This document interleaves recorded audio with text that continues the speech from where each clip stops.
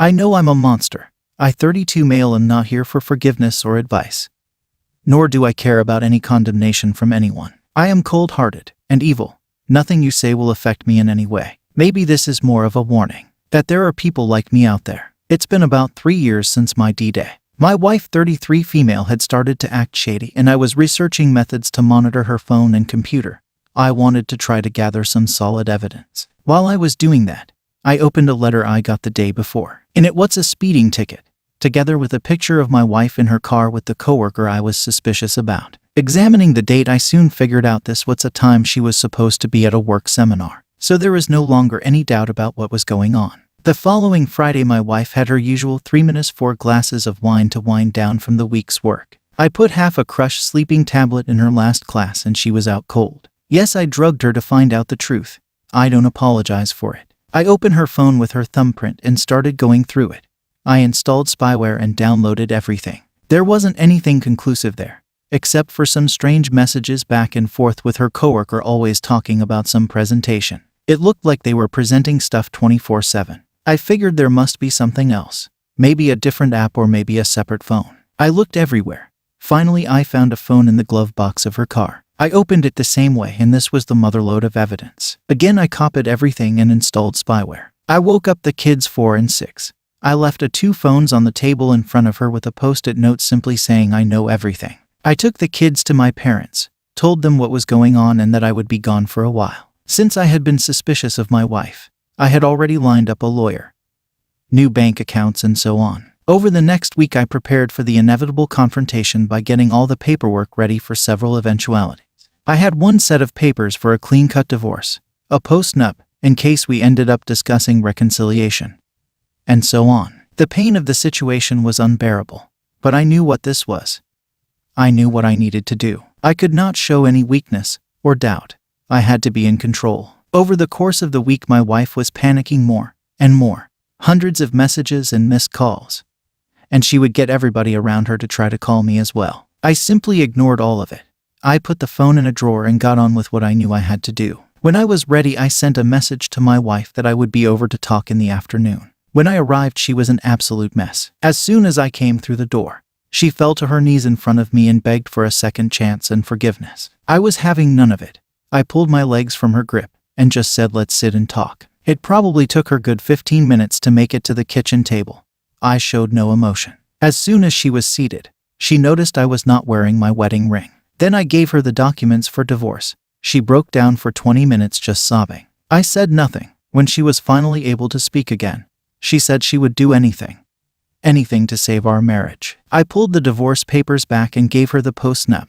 She was sobbing again. I read slowly through my copy. Basically, it said I could divorce her for any reason I deemed fit. She would get nothing from me. She will get half or what she was entitled to, but no child support, no alimony, none of my pension, and none of my savings. Custody would be 50/50. She signed it right away. I told her she should probably get a lawyer and run the agreement by them before she gave it back to me. She said she didn't need to. I told her if she wanted to change something, that I was open for discussing it the next 2 weeks. I never actually used the spyware for anything, but I have been able to verify that she has never again been in contact with her AP. Then I told her she had to write down a complete timeline, and that I knew almost everything. If I caught her in a lie or omission, now or at a later date, the outcome would be immediate divorce. I gave her a week to type it out and left. A week later, she sent me a large file that detailed everything, including her excuses and justifications. I told her to get ready to go out.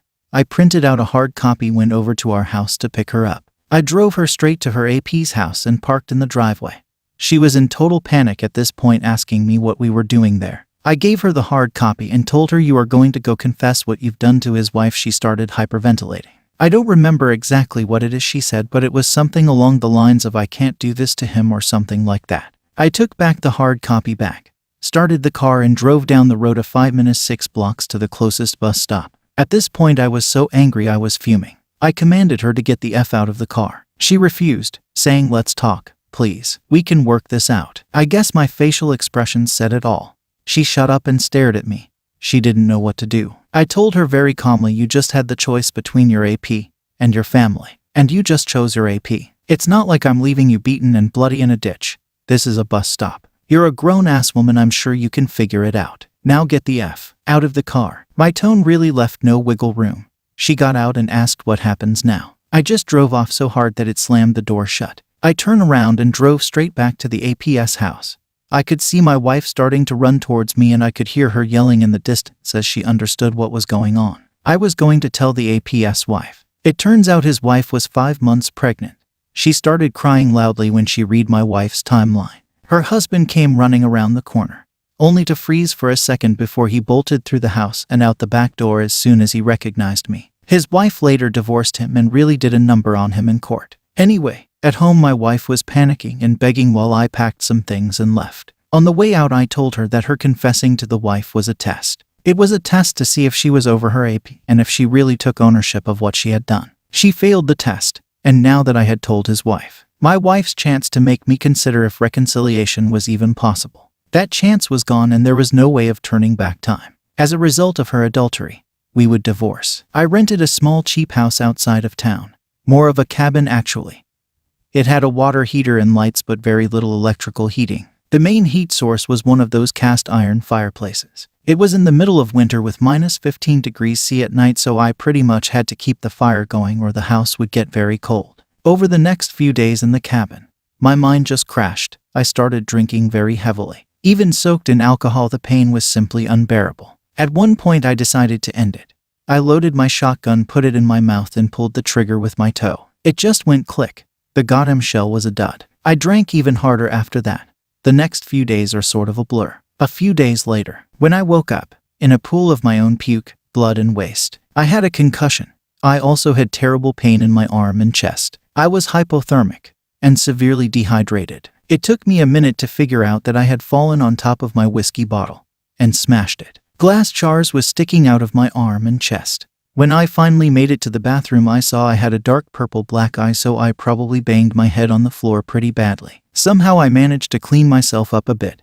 I changed out of my filthy clothes. Not that it mattered much. After I pulled the glass bits out, it didn't take long for everything to be covered in blood. I wasn't really all there, but somehow I figured out that I needed to call an ambulance. I went outside to wait for them, but I was unconscious by the time they arrived. My wife was still listed as my emergency contact, and I guess someone called her at some point. She was there when I woke up.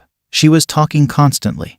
I said nothing, not a single word. I went back to my little frozen cabin and spent the next 3 weeks healing up. During this time, I started to realize that something was seriously broken inside of me. I didn't really feel anything. I didn't even miss or feel love for my kids. Eventually, I moved back into the guest room. My wife started going to church and became a devout Christian. I sort of continued to exist in limbo. I felt no connection to anybody. Started counseling, tried various prescription drugs, all kinds of treatments. I even tried acupuncture. Nothing helped. One evening I went out to get out of the house. There was a group of women at the restaurant.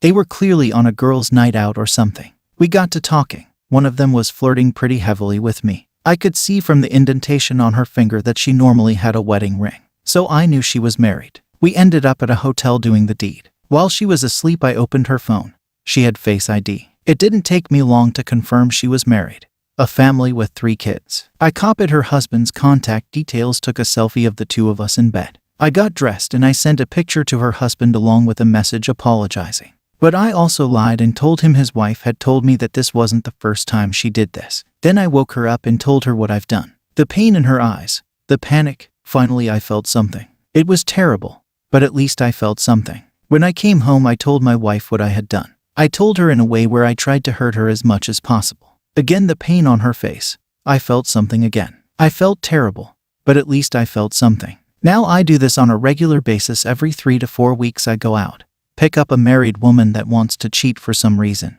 I've become really good at gathering the evidence. Often I get video of it. Sometimes I will turn it into an affair that lasts for weeks, but in the end I always present the evidence to their husbands. I don't know how many families have broken up at this point.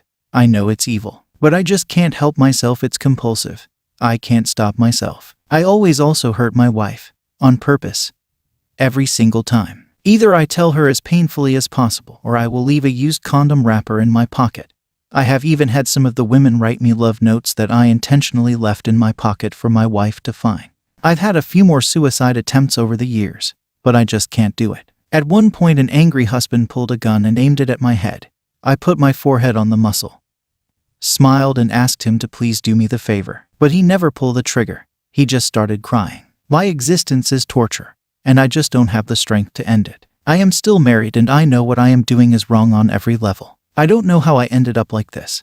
The doctors don't seem to have a diagnosis for me either. My wife's affair broke me on a fundamental level. Or maybe I killed off part of my brain when I smashed it into the floor in that cabin. Anyways, be warned, I am out there.